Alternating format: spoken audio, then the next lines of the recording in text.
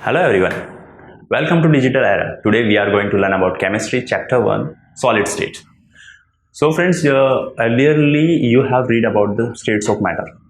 That means आपने पहले भी सॉलिड स्टेट्स के बारे में पढ़ा होगा, गैस स्टेट्स के बारे में पढ़ा। पर्टिकुलरली हम लोग जानेंगे वो सॉलिड स्टेट्स, लिक्विड स्टेट्स और गैसियस स्टेट्स क्या है।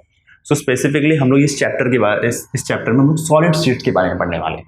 तो सॉलिड स्टेट्स क्या होते हैं वो भी हम एक्सप्लेन करेंगे, और इसके साथ पहले हम लोग जान लेते हैं कि ये चैप्टर जो है ये हमारे सिलेबस में क्यों दिया हुआ है। फ्रेंड्स, हम लोग जानते हैं कि केमिस्ट्री जो है वो एक ऐसा ब्रांच, साइंस का ऐसा ब्रांच है जिसमें हम लोग केमिकल रिएक्शंस के बारे में पढ़ते हैं, और केमिकल्स जो होते हैं वो कोई भी स्टेट में हो सकते हैं। It can be solid, liquid, gas. So for your example, what is a gas? Gas which is there in the balloon. Gas जो इसको हम लोग गैस को देख नहीं सकते बट हम लोग उसको फील कर सकते हैं। सो गैस जो है इस बलून में है तो वो उसे शेप दे रही है जिससे हमें ये पता चलता है कि इसमें है। और इसके साथ साथ जो एयर हमारे आसपास है वो भी गैस स्टेट में ही है। और अगर हम लोग लिक्विड स्टेट को देखना चाहे तो ग्लास में जो वाटर है, पानी है, वो एक लिक्विड स्टेट है। तो ये भी एक जो हो गया हमारा स्टेट हो गया। और इसके बाद में अगर हम लोग कुछ देखना चाहे तो ये हमारा सॉलिड स्टेट है। अब इसमें डिफरेंस क्या आ जाता है, ये अलग अलग स्टेट में क्यों है? एक ही सब्सटेंस तीनों स्टेट में एग्जिस्ट कर सकता है। लिक्विड में भी हो सकता है, सॉलिड में भी हो सकता है और गैसेस में भी हो सकता है। लेकिन इनके बीच में ये जो स्टेट्स में होते हैं इनके बीच में होता है जो मॉलिक्यूलर इंटरेक्शन होता है और टेम्परेचर। इन दोनों की कॉम्बिनेशन की वजह से ये अपने अपने स्टेट्स में होते हैं। लेकिन अगर अभी हमें नहीं पता है कि मॉलिक्यूलर इंटरेक्शन क्या है, राइट, और ये भी नहीं पता है कि टेम्परेचर क्या क्या मैटर करता है इसमें। सो हम क्या करेंगे, उसके बेसिक्स जो है वो पहले जान लेंगे। इंटरमॉलिक्यूलर फोर्स क्या होता है? दो मॉलिक्यूल है, उनके बीच में जो भी अट्रैक्शन है उसको हम लोग मॉलिक्यूलर इंटरेक्शन बोलेंगे। इसके साथ साथ टेम्परेचर तो हमें पता ही है, टेम्परेचर ज़्यादा कम होता है, हाई टेम्परेचर, लो टेम्परेचर होता है।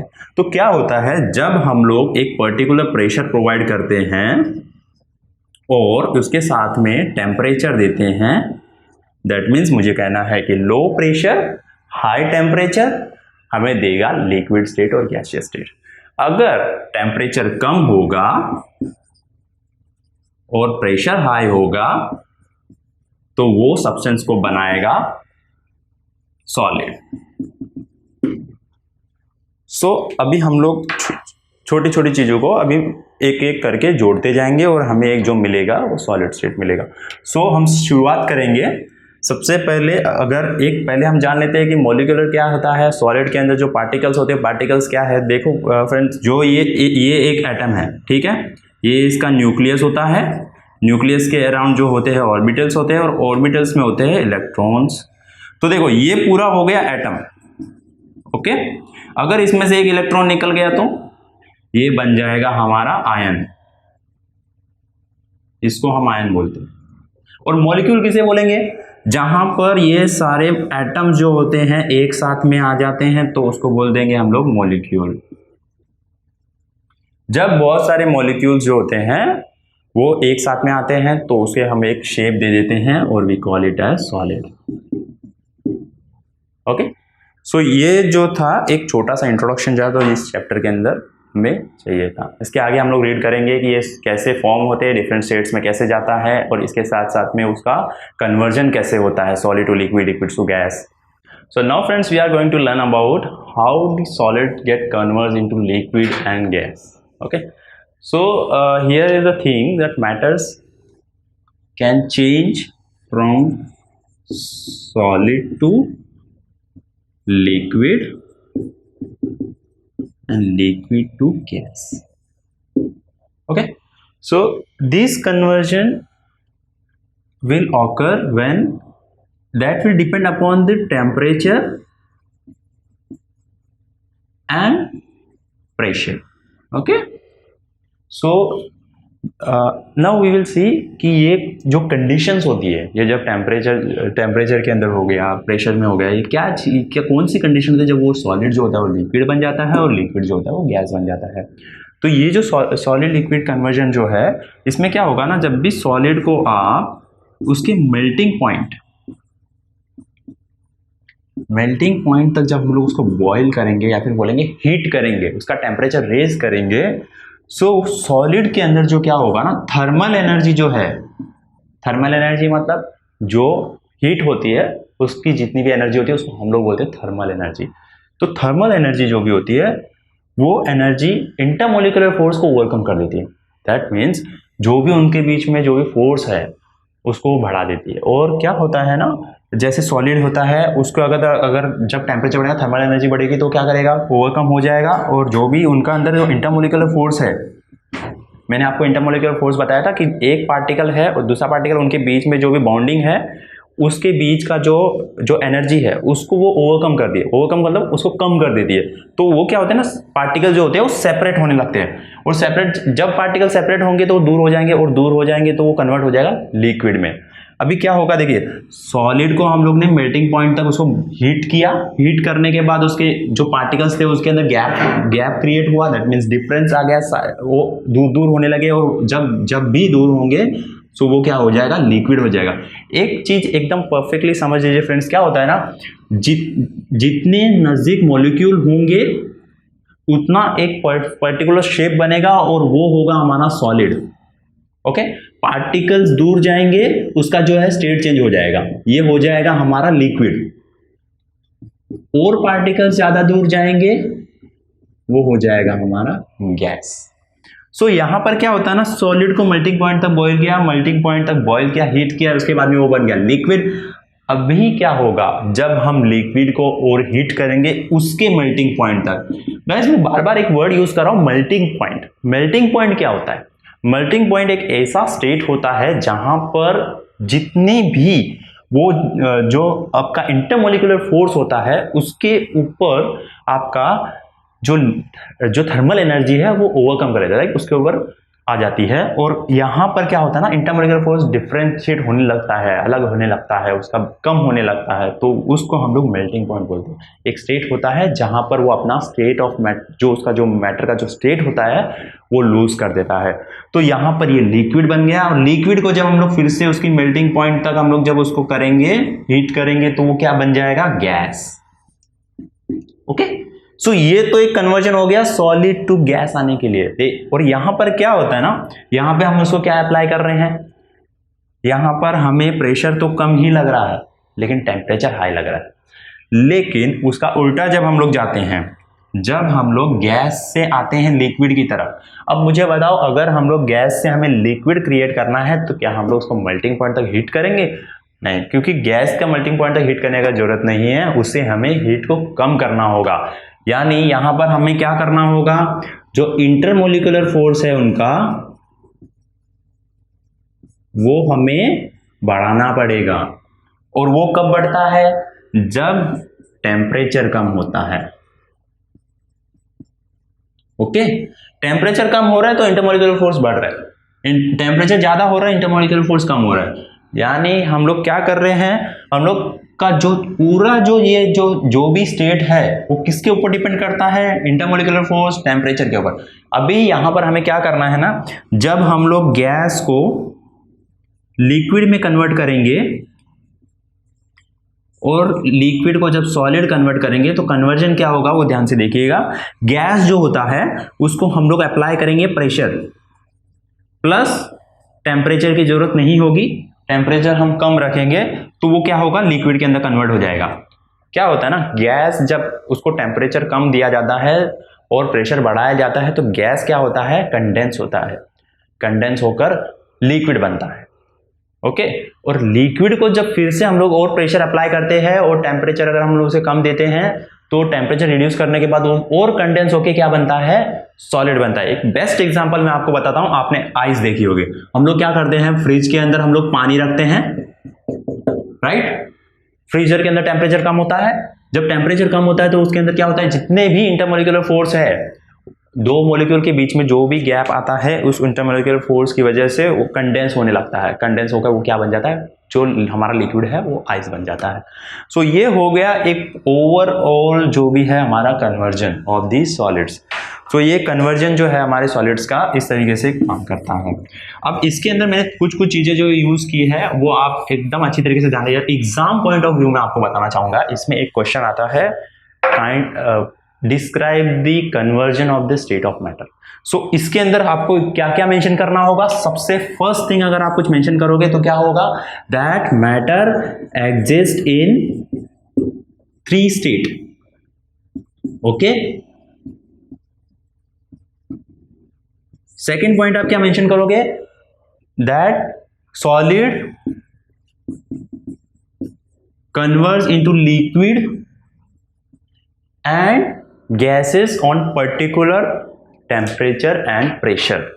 थर्ड पॉइंट आप क्या मेंशन करोगे, जो भी सॉलिड होता है that is the solid when if any solid provided with the high temperature low pressure the thermal energy overcomes the intermolecular force and that get converted into if you are talking about a solid, then solid get converted in liquid, and again you will write that on the melting point of the liquid get converted into the gas. Okay, so this will be your third point. And fourth point, what you will explain, you will explain that on the while applying the low with the high pressure and low temperature, liquid gases get condensed into the liquid, and liquid get condensed into the ice. So this will be all the point which will be required in this question. So kindly so please go if you are again I just want to repeat the 3 concepts you must know about this. So one is your thermal energy.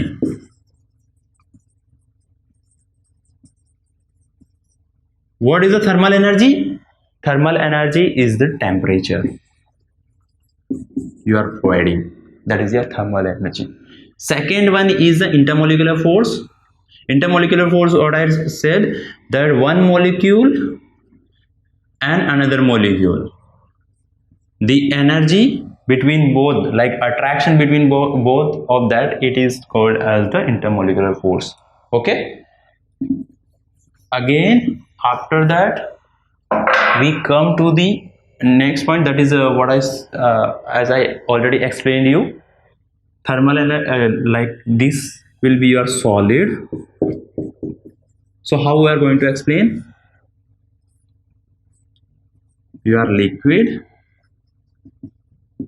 okay, on temperature, while you will give temperature to the solid, it will get liquid, and if you will cool that liquid, it will get into solid. Again for the liquid and for gas. So the liquid will get converted into gas when if you will provide it temperature, and again the gas will get converted into liquid if you will cool that gas. So this is one of the best way to explain how the conversion occurs. And one more information you can put here, that you can take an example of the water. Water get converted into this gas, and you can see ice.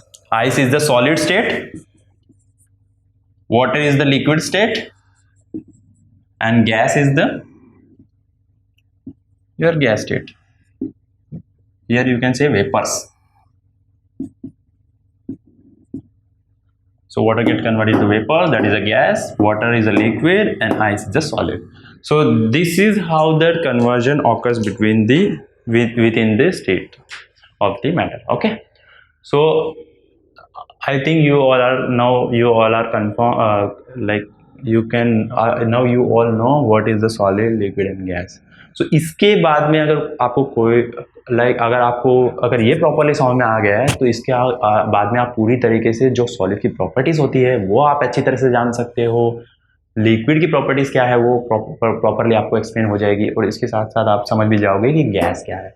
सो इसके बाद में हम read out करेंगे कि ये क्या जो solid होता है इसकी प्रॉपर्टीज क्या क्या होती है, इसके अंदर क्या कौन कौन से कन्वर्जन्स होते हैं, और ये कौन कौन से स्टेट में कब प्रेजेंट रहता है।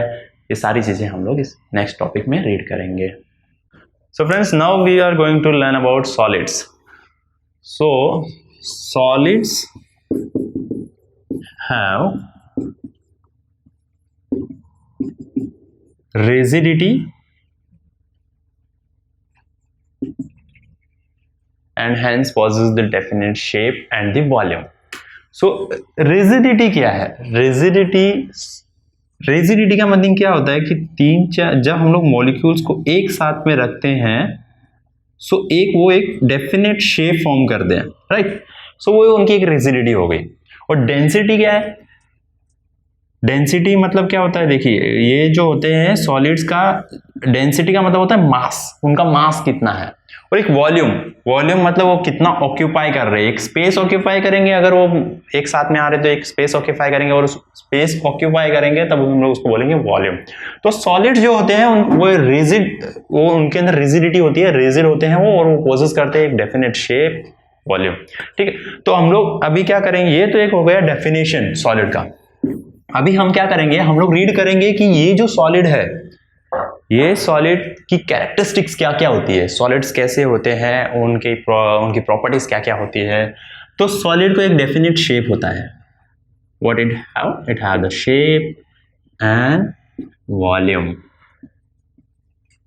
उनका शेप होगा और वॉल्यूम भी होगा। तो ये तो हो गया सॉलिड का शेप एंड वॉल्यूम। अभी जितने भी सॉलिड्स होंगे वो क्या करेंगे, उनकी एक डेंसिटी होगी।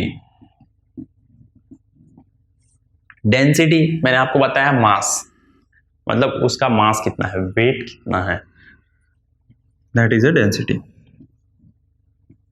सॉलिड्स की जो डेंसिटी होगी वो हमेशा लिक्विड से ज्यादा होगी, डेफिनेटली।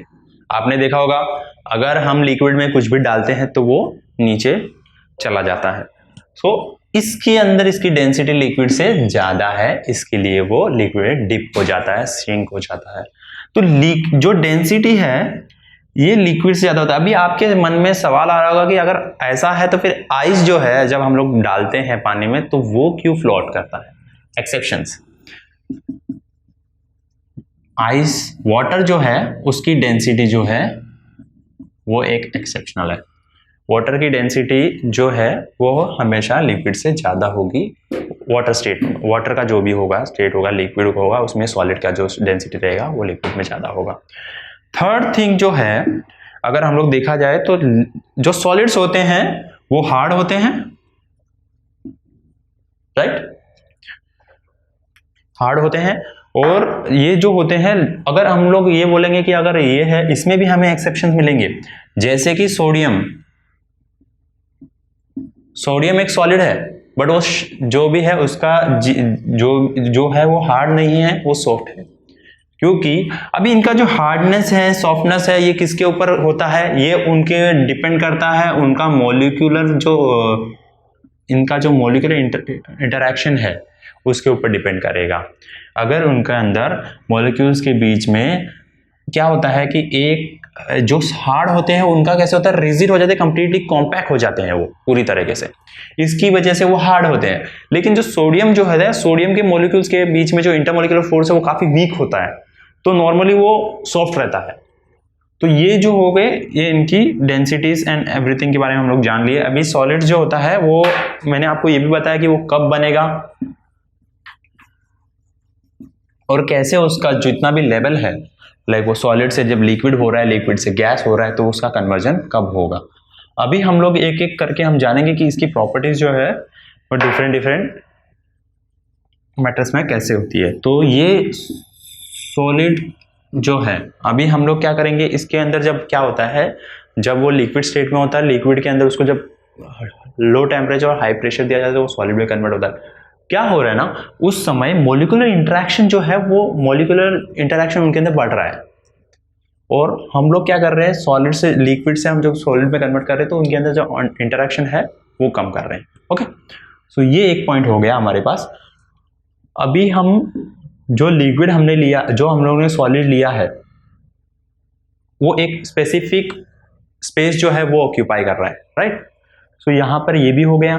अभी हम लोग एक ये देखेंगे कि हम लोग ने इसके अंदर जो एक्सेप्शनल जो हम लोग ने देखे वो क्या हो गया था कि लिक्विड के अंदर जो वाटर है उसका एक्सेप्शन हमें पता चल गया है कि उसकी डेंसिटी हमेशा क्या होगी, ज़्यादा होगी। वाटर के अंदर लिक्विड की डेंसिटी ज़्यादा होगी, सॉलिड की डेंसिटी कम होगी। बाकी अगर हम लोग कोई भी चीज़ देंगे तो उन सब के अंदर उनकी जितनी भी डेंसिटी रहती है वो सॉलिड की हमेशा हाई डेंसिटी होती है, ठीक है। थर्ड थिंग जो है मैं आपको बता देता हूँ, एक मर्क्यूरी आपको पता होगा। मर्क्यूरी जो है वो भी एक एक्सेप्शनल ऐसा है कि वो जो होता है वो सॉलिड होता है बट वो लिक्विड स्टेट में होता है। लाइक उनके अंदर मॉलिक्यूलर इंटरेक्शन बहुत ज्यादा होता है लेकिन फिर भी वो लिक्विड स्टेट में रहता है हमेशा। तो ये आपको एक हमेशा चीज ध्यान में रखनी है। थर्ड थिंग हमने एक चीज जो देखी थी कि मेल्टिंग पॉइंट की वजह से वो जो होता है उनके अंदर स्टेट जो होते हैं वो चेंज होते हैं, सॉलिड से लिक्विड होता है, लिक्विड से स्टेट होता है। अभी मैं आपको इसमें बता देता हूँ मेल्टिंग पॉइंट के अंदर हम लोगों को क्या क्या चीजें मिलेगी, मेल्टिंग पॉइंट क्या क्या होता है, किसका ज्यादा होता है किसका कम होता है, वो भी हम देखेंगे। तो मेल्टिंग पॉइंट जो होता है सॉलिड का हमेशा हाई होता है। जैसे कि एग्जांपल मैं आपको उसमें अंदर देना चाहूंगा, मेल्टिंग पॉइंट के अंदर अगर हम लोग देखना चाहे तो हीलियम जो होता है उसकी मेल्टिंग पॉइंट 0 है और केल्विन जो है उसकी फ्यू थाउजेंड्स तक जाता है। सो व्हाट इट स्टेट्स कि ऐसा जरूरी नहीं है कि सबका मेल्टिंग पॉइंट एक जैसा हो, सबका मेल्टिंग पॉइंट अलग हो सकता है, जैसे सबकी डेंसिटी जो है अलग होती है, किसी की डेंसिटी कम होगी किसी की ज्यादा होगी। That will all depend upon the molecule और द पार्टिकल दे हैव। जितनी मॉलिक्यूलर और पार्टिकल्स उनके अंदर होंगे उसके हिसाब से डिपेंड करेगा कि वो सॉलिड जो है उसकी मेल्टिंग पॉइंट कितनी रहेगी, कितनी ज्यादा रहेगी। हीलियम का 0 है, दैट मीन्स उसको अगर उसको हीट करने की जरूरत नहीं पड़ेगी, वो डायरेक्टली आपको गैसियस स्टेट में मिलेगा बहुत इजीली। ओके, और केल्विन जो है उसको काफी ज्यादा हीट करना पड़ेगा। केल्विन का मैं आपको बताता हूँ ये एक डायमंड होता है, डायमंड का मेल्टिंग पॉइंट बहुत ज्यादा होता है, उसको बहुत ज्यादा हीट करने के बाद हमें कोई लिक्विड मिलेगा। सो वो भी कि थाउजेंड्स ऑफ डिग्री तक हमें उसका टेम्परेचर बढ़ाना होगा तब हमें वो लिक्विड स्टेट में मिल सकता है, अदरवाइज वो लिक्विड स्टेट में नहीं मिल सकता। सो ये जो चीजें थी वो अभी सॉलिड्स के बारे में थी जो कि सिर्फ और सिर्फ कैरेक्टरिस्टिक्स थे। तो हमें इसमें याद रखने वाली चीजें क्या क्या है। सो फर्स्ट चीज जो है वो हमें ये रहेगी कि लिक्विड जो भी सॉलिड होता है उसका एक परफेक्ट रिजिडिटी होती है उसके अंदर। It have shape and volume. Okay, another point will be liquid have solids have high density but except water because उसके अंदर सॉलिड स्टेट में भी हमें लो डेंसिटी मिलती है। Third thing, melting point can be 0, that is helium, to few thousands, that is Kelvin. Okay, so melting point can be 0 to few thousand. So that is what the melting point we know solid to if we want to convert from solid to liquid, then it has a melting point to which we have to raise our temperature. हमें उतना temperature उसके लिए achieve करना पड़ता है। अगर ये चीज जो है मेल्टिंग पॉइंट कभी कभी काफी कंफ्यूजिंग हो जाता है सबके लिए, तो मैं मेल्टिंग पॉइंट के लिए एक सिंपल एग्जांपल बताता हूँ। आपके पास आइस है, ओके, आइस को आपने क्या किया, गैस पे रखा, आपको उसे 3 to 4 मिनट्स लगेगा, वो पानी में कन्वर्ट हो जाएगा, राइट, वाटर में। सो ये जो है ना, ये जो हम लोग जो हीट देते हैं उसको कितना टेम्परेचर लगता होगा। आई थिंक 25 डिग्री सेल्सियस भी अगर आप उसको रूम टेम्परेचर में भी रखते हो तो भी वो कन्वर्ट हो जाता है, तो उसका वो मेल्टिंग पॉइंट हो गया। मतलब 25 डिग्री सेल्सियस जो है वो आइस के लिए एक मेल्टिंग पॉइंट बन चुका है। उस पॉइंट पे वो जो होगा डिसॉल्व होकर कन्वर्ट हो जाएगा वाटर के अंदर। सो ये एक मेल्टिंग पॉइंट बन गया इसका, और यहाँ पे ये मेल्टिंग पॉइंट आपको हो सकता है समझ में आ गया होगा। अभी आपके दिमाग में एक क्वेश्चन आ रहा होगा कि जो आयन होता है, आयन को आप फ्लेम के ऊपर कितना भी टाइम रखो वो मेल्ट नहीं होगा, लेकिन at a particular temperature iron जो होता है वो भी मेल्ट होता है। तभी तो हमें जो चीज़ें मिलती है वो डिफरेंट शेप में मिलती है। फॉर एग्जाम्पल अगर मैं आपको बताना चाहूँ, ये पेन के अंदर जो प्लास्टिक है उसको भी एक पर्टिकुलर शेप और पर्टिकुलर टेम्परेचर के अंदर उसको दिया रहेगा, तभी उसको जाके एक पर्टिकुलर शेप मिला है। क्यों गाइस, जो सॉलिड होता है हम उसे पर्टिकुलर शेप दे सकते हैं, उसे एक पर्टिकुलर अगर टेम्परेचर पे उसे मेल्ट किया जाए और मेल्ट करने के बाद में हम जब उसे एक पर्टिकुलर मोल्ड में डालते हैं, तो मोल्ड में जब उसे वो टेम्परेचर कम किया जाता है और प्रेशर दिया जाता है तो वो डेफिनेटली वही शेप में हमें मिल जाता है। क्योंकि सॉलिड जितने भी है उनके अंदर पर्टिकुलर टेम्परेचर के अंदर वो पर्टिकुलर शेप हमें दे सकते हैं, क्योंकि उनके पास क्या होती है, उनके अंदर जो भी है शेप होता है, वॉल्यूम होती है। अभी मैं इसके अंदर एक सिंपल एग्जांपल बताता हूँ। क्या होता है, ये मेल्टिंग पॉइंट जब हमें अचीव होता है ना, तो क्या होता है, जितने भी मॉलिक्यूल्स होते हैं, ये जो मॉलिक्यूल होते हैं ना, इनके अंदर का जो इंटरमॉलिक्यूलर फोर्स है, ये धीरे धीरे क्या होता है ना, जो रिपल्शन फोर्स है वो कम हो जाता है अगर आप टेम्परेचर कम कर दो। इंटरमॉलिक्यूलर फोर्स उनके अंदर टेम्परेचर बढ़ने लगेगा, टेम्परेचर बढ़ रहा है, वो दोनों नज़दीक आते जगेंगे, नज़दीक आ रहे हैं मतलब वो क्या कर रहे हैं, स्पेसिफाई क्या कर रहे हैं, एक वॉल्यूम ऑक्यूपाई करेंगे, बराबर, एक वॉल्यूम ऑक्यूपाई करेंगे, और वॉल्यूम ऑक्यूपाई करने के बाद उनका एक डेफिनेट शेप आ जाएगा। आप उसका शेप चेंज करना चाहते हो तो आपका उसका क्या करना है, टेम्परेचर इंक्रीज करना है। टेम्परेचर से इंक्रीज करोगे फिर से वो मॉलिक्यूल क्या होगा, दूर दूर जाने लगेंगे, और दूर जाएंगे तो उनका क्या होगा, एक पर्टिकुलर जो है उनको पोजीशन मिल जाएगी। So this is what the characteristics of the all solids we have. Okay. So इसमें definition आप easily याद रख सकते हो that solids are the rigid matters which possess the particular shape and definite volume. So this was all about the characteristics of the solids. So now friends, we have learned about the solids. So अभी हम लोग solids के बारे में ज़्यादा जानेंगे, मतलब solids के क्या टाइप्स होते हैं, सॉलिड के कौन कौन से टाइप्स होते हैं, उनकी कैरेक्टरिस्टिक्स क्या होती है, वो सभी हम लोग जानेंगे। तो उसमें क्या होता है ना, सॉलिड्स को हम लोग जान चुके हैं, उनका एक डेफिनेट शेप होता है, वॉल्यूम होता है, लेकिन आपने चेक किया होगा कि सॉलिड में कई प्रकार में मिल जाते हैं। कभी एक रबर के फॉर्म में मिलता है, ग्लास के फॉर्म में मिलता है, डायमंड है, ग्राफाइट है, बहुत सारी चीज़ें, केमिकल सारे सॉलिड वाले में है, सॉलिड फॉर्म में है। तो वो सॉलिड फॉर्म में उनकी अलग अलग कैरेक्टरिस्टिक जो होती है ना, उनका रिएक्शन जो होता है ना, वो उनके ऊपर डिपेंड करता है, उनकी कैरेक्टरिस्टिक कैसी है उनके ऊपर डिपेंड करता है। सो सॉलिड्स के जो क्लासिफिकेशंस है वो हम लोग एक प्रॉपरली देखेंगे। उनके सॉलिड्स जो होते हैं ना, दो फॉर्म में हमें मिलते हैं, ठीक है, मॉर्फस फॉर्म होता है उसका, और एक क्रिस्टलाइन फॉर्म होता है। क्रिस्टलाइन फॉर्म जो है वो क्रिस्टल्स जो हमें मिलते हैं वो उन्हें क्रिस्टलाइन फॉर्म बोलते हैं। अभी क्रिस्टलाइन फॉर्म कैसे होता है, अभी मैं आपको जब उनके कैरेक्टरिस्टिक एक्सप्लेन करूंगा तो आप खुद ही समझ जाएंगे कि क्रिस्टलाइन हम लोग किसको बोलते हैं। सो क्रिस्टलाइन जो होते हैं, ये जो होते हैं एक टाइनी पार्टिकल्स होते हैं, टाइनी यू कैन से, छोटे छोटे पार्टिकल्स के फॉर्म में होता है, और स्पेसिफिक एक स्मॉल यूनिट्स होते हैं, उनके छोटे छोटे यूनिट होते हैं, रिपीटिंग पैटर्न्स होता है। सो उसको हम लोग बोलते हैं क्रिस्टलाइन पैटर्न, और एक पर्टिकुलर जो वे होता है, पर्टिकुलर रिपीटिंग पैटर्न होता है, उसी में वो हमेशा आपको मिलेंगे। सो उसमें भी क्रिस्टलाइन में भी हमें दो फॉर्म मिलते हैं, एक होता है आइसोमॉर्फ सब्सटेंस। तो आइसोमॉर्फ सब्सटेंस क्या होता है, आइसो का मीनिंग होता है सेम, मॉर्फस का मतलब होता है आपको शेप। सो आइसो सेम शेप, तो वो हो गया एक आपको जो है, जो हो गया आइसोमॉर्फ substance.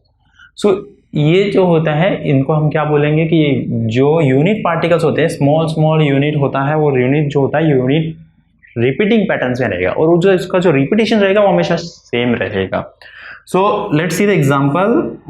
First one is our MgO, that is magnesium oxide. So here we have 1 unit of the magnesium, 1 unit of the oxygen, that is 1 magnesium 1 oxygen। तो ये बन गया मैग्नीशियम ऑक्साइड, एक पर्टिकुलर पार्टिकल हो गया, ये एक पर्टिकुलर हमारा सब्सटेंस हो गया। सो इसके अंदर जो रिपीटिंग पैटर्न है 1:1 है, तो मतलब एक ये रहेगा एक ये रहेगा।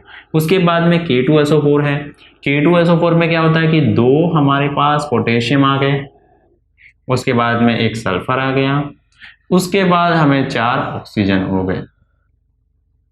सो ये जो है एक रिपीटिंग पैटर्न हो गया, प्रॉपरली रिपीटिंग पैटर्न है, कंटिन्यूअस यूनिट्स है, जो छोटे छोटे यूनिट जो है हम लोग मिक्स करके बना रहे हैं। सो ये हमें मिलता है। इसके अंदर क्या होता है ना, एक ही चीज, अभी ऐसा नहीं है कि मैग्नीशियम ऑक्साइड है तो ये NO जो है नाइट्रोजन ऑक्साइड 1:1 है, सेम पैटर्न है, इसका भी सेम रहेगा, इसका भी सेम रहेगा, इसमें भी 2 मॉलिक्यूल है, इसमें भी 2 मॉलिक्यूल, ये डिफरेंट है पर उनका जो शेप है वो सेम है, तो दैट्स वाई उनको बोलते हैं आइसोमॉर्फिज्म। उसके अंदर आप एक एग्जांपल ले सकते हैं जो कि है सोडियम नाइट्रोक्साइड। सो उसके अंदर हम लोग क्या लेते हैं, देखिए सोडियम का जो है एक मॉलिक्यूल है, उसके बाद में एक इसका आपको नाइट्रोजन का है, उसके बाद में आपको 3 जो है ऑक्सीजन के है।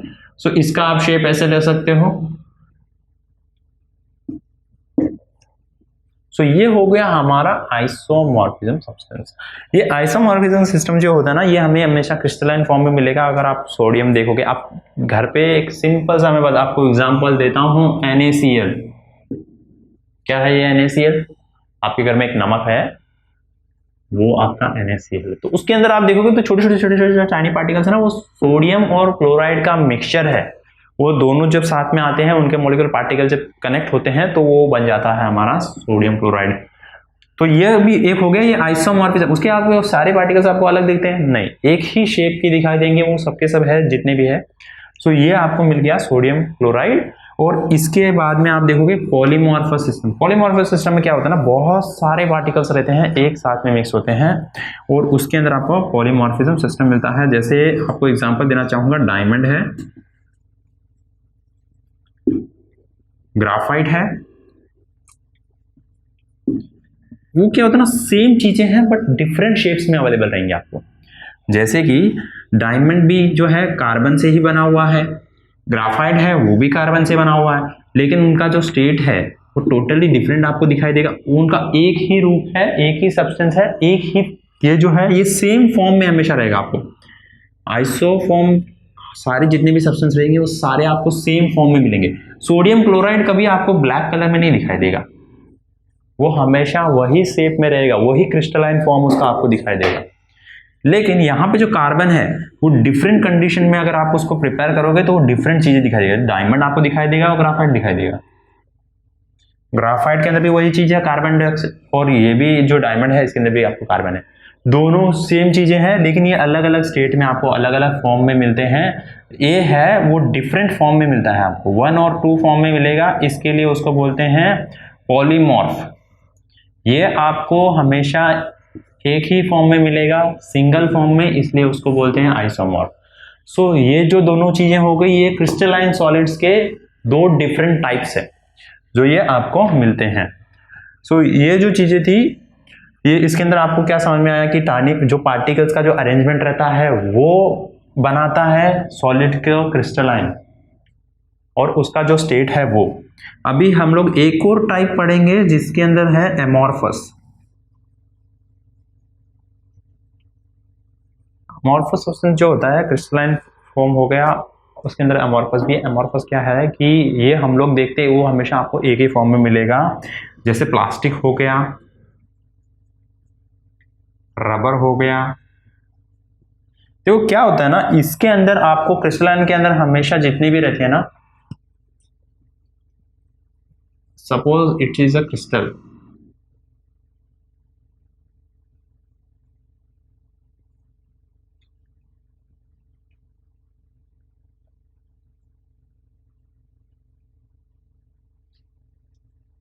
तो क्या होगा ना, क्रिस्टल हमेशा का उसका एक डेफिनेट शेप रहेगा, क्योंकि उसके अंदर जो पार्टिकल्स है उसका जो अरेंजमेंट होता है वो हमेशा स्पेसिफिक होता है। फॉर एग्जांपल, अगर सोडियम अगर आप देखोगे तो सोडियम का अगर समझ लो एक पर्टिकुलर अगर हमने उसको शेप दिया है, तो क्लोरीन जो होगा वो भी एक पर्टिकुलर शेप में रहेगा, मतलब उसका एक स्पेसिफिक शेप है, वो हमेशा आपको उसी शेप में मिलेगा। बट अगर आप रबर, प्लास्टिक एंड और ये जो चीजें होती है ना, इनका कोई पर्टिकुलर शेप नहीं होता, इनका इररेगुलर अरेंजमेंट रहती है। क्रिस्टलाइन की हमेशा जो अरेंजमेंट होती है वो एक पर्टिकुलर अरेंजमेंट होती है, उसका अरेंजमेंट जो है वो फिक्स है और वो उसी अरेंजमेंट में आपको हमेशा मिलेगी। बट अगर आप वही अगर एमॉर्फस देखो, amorphous without form, that is the amorphous, उसको आप कोई भी शेप में उसको कन्वर्ट कर सकते हो। बट ये जो होता है क्रिस्टलाइन में पॉसिबल नहीं होता। क्रिस्टलाइन जो है एक पर्टिकुलर और स्पेसिफिक शेप में रहेगा, वो डिपेंड करेगा कि उसके जो पार्टिकल्स है वो कौन से शेप में, सो उसके ऊपर ही डिपेंड करेगा कि उसका क्रिस्टलाइन फॉर्म कैसा होगा। एमॉर्फस, सॉलिड, लिक्विड, रबर जो भी है, आपके प्लास्टिक्स हो गए, उनके अंदर जो भी पार्टिकल्स हैं उनका कोई शेप नहीं होता, सो वो इरेगुलर अरेंजमेंट होती है। लेकिन क्रिस्टलाइन में हमेशा एक प्रॉपर पर्टिकुलर अरेंजमेंट आपको मिलेगी। सो ये जो था, ये हमारे थे टाइप्स ऑफ सॉलिड्स। ये दो टाइप्स होती है सॉलिड्स में। अभी हम एक पर्टिकुलरली एक एक क्रिस्टलाइन का जो टाइप्स है उसके अंदर कौन कौन से बाउंड्स आते हैं, वो पर्टिकुलर शेप में क्यों रहता है, उसका जो क्रिस्टलाइन स्ट्रक्चर है वो किसके ऊपर बेस है, एवरीथिंग हम लोग जो है नेक्स्ट पार्ट में रीड करेंगे।